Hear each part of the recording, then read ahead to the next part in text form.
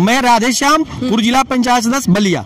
जिस तरीके से आप दंडवत मार्च यात्रा करते हुए आ रहे हैं, क्या ऐसा मुद्दा है, क्या ऐसी डिमांडें हैं आपकी? मैं तो देश से पूछना चाहता हूँ, मैं शिक्षा एक समान हो, देश के जितने भी पार्टी है उसके राष्ट्रीय अध्यक्ष अपने बच्चों के साथ साथ अपने पार्टी के पूर्व और वर्तमान सांसद विधायक के बच्चों को सरकारी स्कूल में पढ़ावे और नहीं तो सरकारी सुविधा छोड़ें। जो सरकारी सुविधा लेता है सांसद विधायक, इस देश का आईएएस लेवल का अधिकारी की बात कर रहा हूँ, सरकारी फ्लैट में सरकारी सारा व्यवस्था उनको चाहिए, लेकिन उनका बेटा सरकारी स्कूल में नहीं पढ़ता है। क्यों? सरकारी स्कूल कौन बनाता है? सांसद विधानसभा, लोकसभा और विधानसभा बनाता है और उसका पहल बड़े लेवल का अधिकारी करते हैं। लेकिन दोनों इस देश को गुलाम बना कर रखा है। पहले ये देश अंग्रेजों का गुलाम था, अब ये देश नेताओं और देश के अधिकारियों का गुलाम है। दोनों को ठीक करना है और दोनों को ठीक करेगी ये देश की जनता। इसलिए हम लोग निकले हुए गांव-गांव जा रहे हैं। कहाँ से आए हैं आप लोग? मैं हरिद्वार से 10 दिसंबर 2018 को चले हैं और 8 जनवरी 2019 को हम लोग दिल्ली में पहुंचे हुए हैं। आज किस मुद्दे को लेकर के आप जंतर मंतर पे क्या ज्ञापन देने? हाँ, हम लोग प्रधानमंत्री जी और राष्ट्रपति जी का ज्ञापन है कि प्रधानमंत्री जी एक नियम बनाइए इस देश में और नियम बनाइए कि जितने भी सांसद विधायक हैं उनका बच्चा सरकारी स्कूल में पढ़े। क्या आपकी कोई पार्टी है? नहीं, कोई इसमें सारे पार्टी दल के लेवल के लोग हैं, इसमें कोई पार्टी लेवल की बात नहीं है। ये सारे लोग छोटे छोटे जो कार्यकर्ता हैं, जब बीजेपी के हो, कांग्रेस, सारे लोग करेंगे। नहीं, ऐसा काम होना चाहिए।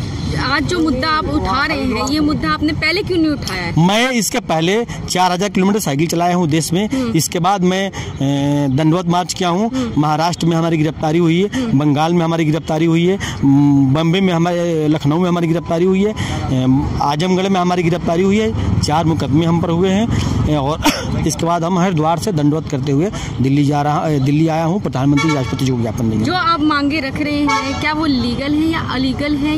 क्या क्यों नहीं सरकार आपकी सुन रही है? मैं तो इस देश से सवाल करता हूं, आपके माध्यम से, आपके मीडिया के माध्यम से देश से पूछता हूं कि क्या बगैर शिक्षा के कुछ हो सकता है? मैं तो ये जानता हूं कि दुनिया की हर देश अगर आगे बढ़े हैं तो शिक्षा के माध्यम से आगे बढ़े हैं। बगैर शिक्षा कुछ होने वाला नहीं है, मेरा मानना है। मैं कई लोगों से पूछा इस सवाल पर, तमाम बड़े पत्रकारों से मैं पूछा, उन्होंने भरसक हमारी बात नहीं सुनते, लेकिन कहा वो लोग कहते हैं कि नहीं, बगैर शिक्षा कुछ होने वाला नहीं है।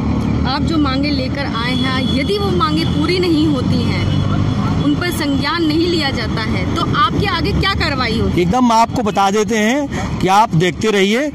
हम लोग यहाँ धरना प्रदर्शन नहीं करने आए, हम लोग गांव में जा रहे हैं। रिक्शा वाले, ठेला वाले, खोमचा वाले से बात कर रहे हैं कि ये बताओ, जिसको वोट देते हो, जिसको तुम्हारे जो टैक्स से सांसद विधायक अधिकारी रहता है, उसका बेटा तो कॉन्वेंट में पढ़ता है और तुम्हारा बेटा सरकारी स्कूल में क्यों पढ़ता है? और आप रिएक्शन लेके किसी रिक्शा ठेला वाले से बात कर लीजिएगा, कौन से भाषा में बोलेगा, आप समझ जाएंगे कौन से भाषा में वो बात करेगा। अभी तक आपके जो कार्यकर्ता हो कितनी संख्या में होंगे? देखिए, कार्यकर्ता, ये कोई कार्यकर्ता नहीं है, सारे लोग इसमें नेता हैं, कोई कार्यकर्ता नहीं है। ये हम अकेले चले थे, लेकिन तमाम लोग जुड़ते हैं और कहते हैं कि नहीं, ये काम ठीक है। कोई 2 दिन समय देता है, कोई 4 दिन समय देता है, कोई इसमें पॉलिटेक्निक करने वाला है, कोई बीए करने वाला है, कोई सब छात्र हैं। कोई मेरे कार्यकर्ता इसमें नहीं है, सब के सब नेता हैं। सब ऐसे 2 दिन 4 दिन समय देते रहते हैं। 1 महीना मेरे पास इतना व्यवस्था है नहीं कि मैं पूरी कार्यकर्ता लेके घूमूं।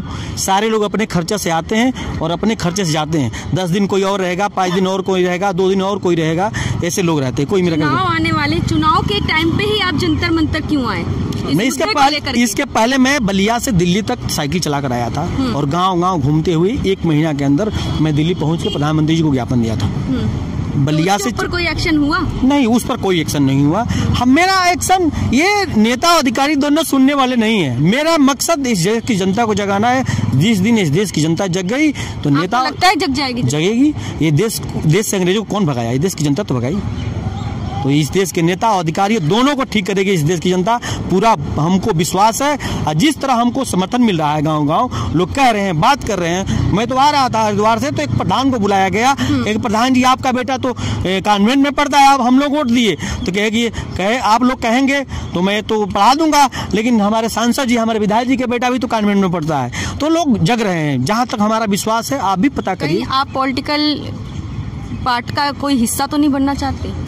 ये तो आने वाली बात है, लेकिन मेरा मकसद, मैं पूर्व जिला पंचायत रहा हूँ, मेरा तमाम अभी मकसद यही है कि कम से कम शिक्षा समान हो। ये बताइए, मैं जिला पंचायत रहा हूँ, मेरा बेटा कॉन्वेंट में पढ़ता हो, कहाँ पढ़ता हो आप नहीं जानते हो, लेकिन जो हमको वोट देता है, मेरे साथ हमारा जिंदाबाद बोलता है, उसका बेटा कहाँ पढ़ता है, हमको सोचना पड़ेगा कि नहीं सोचना पड़ेगा? इस देश का नेता क्यों नहीं सोचता है? उस नेता का बेटा कॉन्वेंट में पढ़ने जाता है और उसके कार्यकर्ता का बेटा कहाँ पढ़ने जाता है? मैं तो आपके माध्यम से उस नेता से सवाल पूछता हूँ, चाहे अमित शाह जी हो, राहुल गांधी जी हो, अखिलेश यादव जी हो, चाहे मायावती जी हो, चाहे लालू जी हो, नीतीश कुमार, सबसे सवाल पूछना चाहता हूँ कि आपका बेटा कॉन्वेंट में जाता है, लेकिन आपके कार्यकर्ता का बेटा कहाँ पढ़ता है, रिक्शा ठेला वाला का बेटा कहाँ पढ़ता है?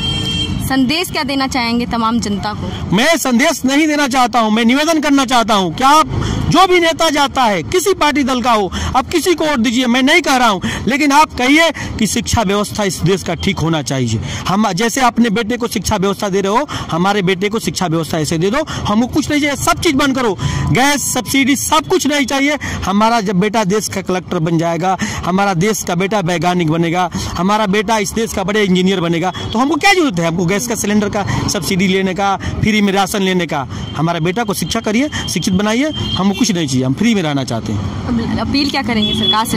मैं अपील करना चाहता हूं खासकर इस देश के प्रधानमंत्री जी से कि देश के गरीबों को इस आपसे आशा है, आप एक बिल लाइए और वो बिल में नियम बनाइए कि जितने भी सरकारी तनख्वाह लेने वाले लोग हैं, उनका बेटा सरकारी स्कूल में पढ़े, और नहीं पढ़ते हैं तो वो तनख्वाह न लें। प्रधानमंत्री का बेटा हो या चपरासी की संतान, शिक्षा हो एक समान। राष्ट्रपति का बेटा हो या चपरासी की संतान, शिक्षा हो एक समान। प्रधानमंत्री का बेटा हो या चपरासी की संतान, शिक्षा हो एक समान। राधे श्याम का पैगाम, शिक्षा हो एक समान। राधे श्याम जमाना जागेगा, आज नहीं तो कल जमाना जागेगा।